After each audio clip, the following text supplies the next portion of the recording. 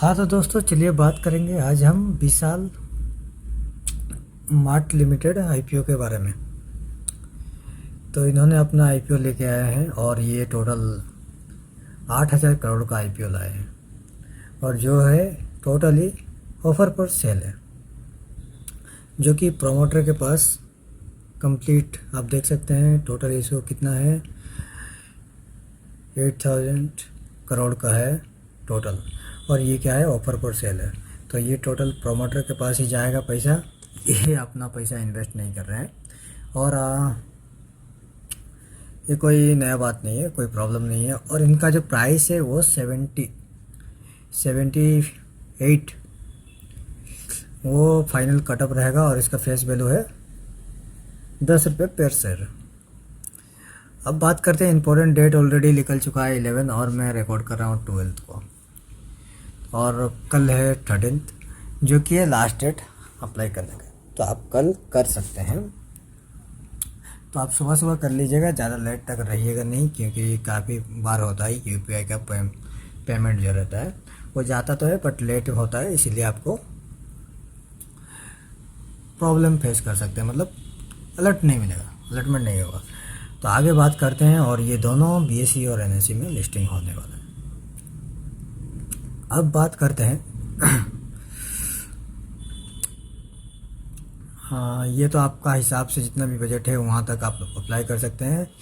अब basically retail Kota जो है 35% रिटेल के लिए ओपन है।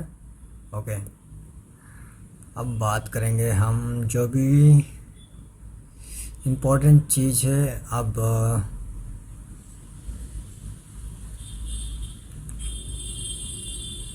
हाँ, तो इम्पोर्टेंट डेट्स हम नोट कर लेते हैं। जैसे कि मैंने आपको बताया कि ऑलरेडी आईपीओ ओपन हो चुका है, 11 से हो चुका है। अब 13 को कल क्लोज हो जाएगा, फ्राइडे को।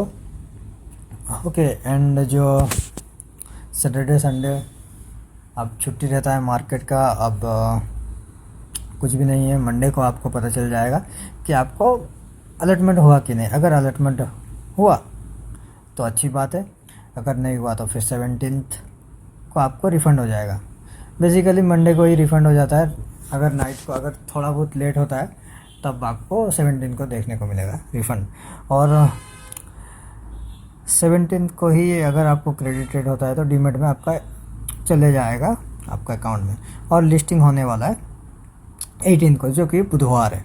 ओके, अब यहाँ पर जैसे कि मैं बोल रहा था कि कटअप आप मतलब यूपीआई कर सकते हैं, जो 13 है मतलब कल 5 बजे तक आप अप्लाई कर सकते हैं, बट उससे 5 से पहले ही करना चाहिए, बट आप सुबह कर लें तो अच्छा रहता है।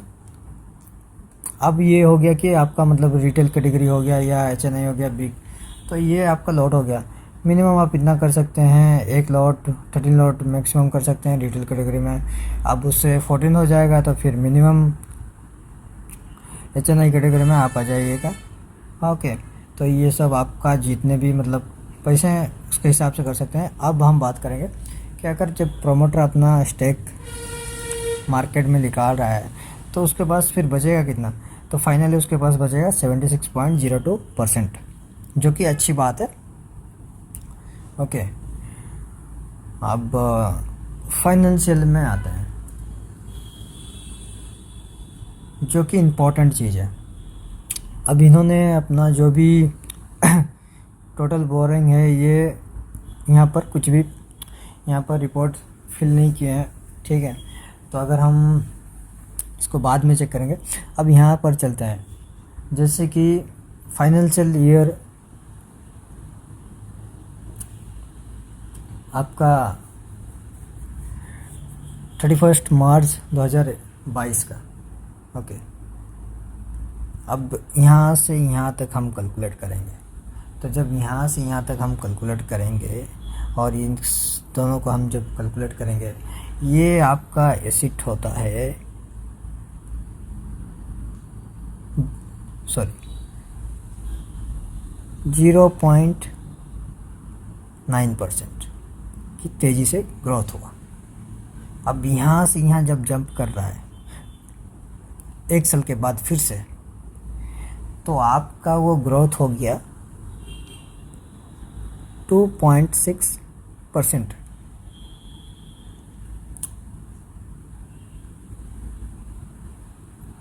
अब ये आपका एक क्वार्टर है, ओके, जो बेसिकली हर कंपनी दिखाता है कि क्वार्टर में हम अच्छा खासा कर रहे हैं, तो जो कि 12% निकल के आता है, 12.3%, ओके। अब हम रेवेन्यू की बात करते हैं। रेवेन्यू जो है अच्छा खासा, ये भी अच्छा खासा है, ऐसे नो डाउट, ठीक है। अब पहला जो रेवेन्यू आता है निकल के आता है 34.7% आता है। फाइनेंशियल ईयर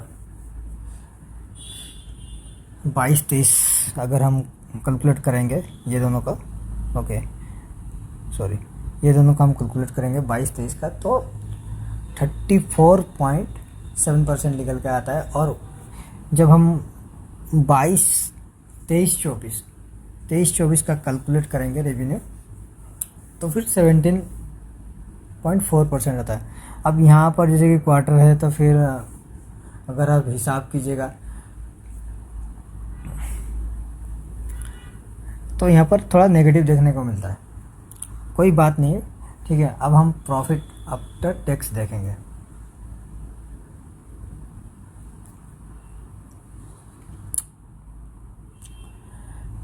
तो पहला जो फाइनेंशियल ईयर में वो किया 58.5%, अगर हम ये दोनों को कैलकुलेट कर लेंगे, और उसके बाद वो कर रहा है 43.7%, ओके। और ये जो क्वार्टर है यहाँ पर काफ़ी कम, मतलब नेगेटिव में हो जाएगा, निकल जाएगा, ओके। बट कोई प्रॉब्लम नहीं है, क्वार्टर रिजल्ट है।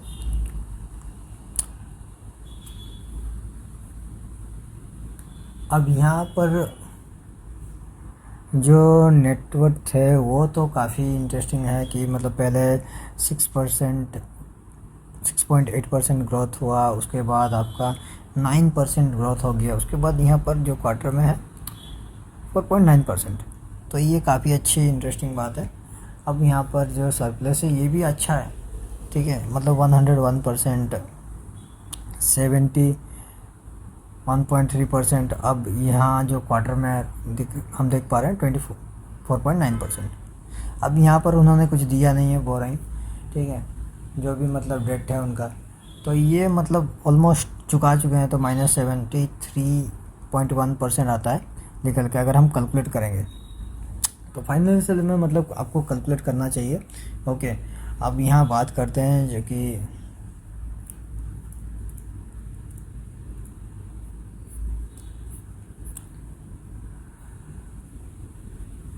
ROCE 68.76%, okay. Return on capital employed, तो ये भी काफ़ी अच्छा है।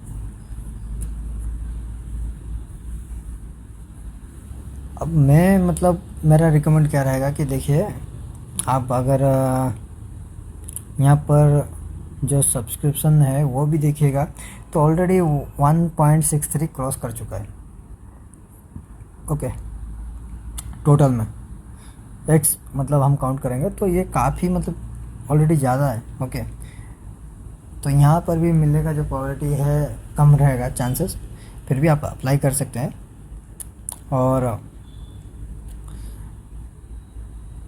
आगे मैं बताता हूँ। अब यहाँ पर जैसे कि काफ़ी सारे जो देखते हैं जीएमपी अगर अच्छा है तो फिर अप्लाई करेंगे, नहीं तो नहीं। तो देखिए जीएमपी में मत जाइए, माइनस दिखा रहा है, मतलब अभी नेगेटिव हो गया, पहले 21 था अब 16 हो गया, अब फिर भी यहाँ पर बोल रहा है कि 20% होगा। बट मेरा हिसाब से मतलब 9 to 12% लिस्टिंग गेन हो सकता है, ओके। 9 to 12% लिस्टिंग हो सकता है, ठीक है। उसके बाद जो 2x रहता है हमारे पास, 2x का रहता है, तो उसमें हमें मतलब 30 to 35% मतलब वहाँ तक ये आपको रिटर्न बना के दे सकता है, 2x अगर आप होल्ड करेंगे, और लॉन्ग टर्म के लिए भी काफ़ी अच्छा है। तो मेरा हिसाब से इसे आप अप्लाई कर सकते हैं, कोई प्रॉब्लम नहीं है, ठीक है। तो उम्मीद है आपको अगर वीडियो अच्छा लगा है इस तरह का एनालिसिस, और आप भी मतलब बिगिनर है तो हमारे चैनल को सब्सक्राइब कीजिए। Thank you.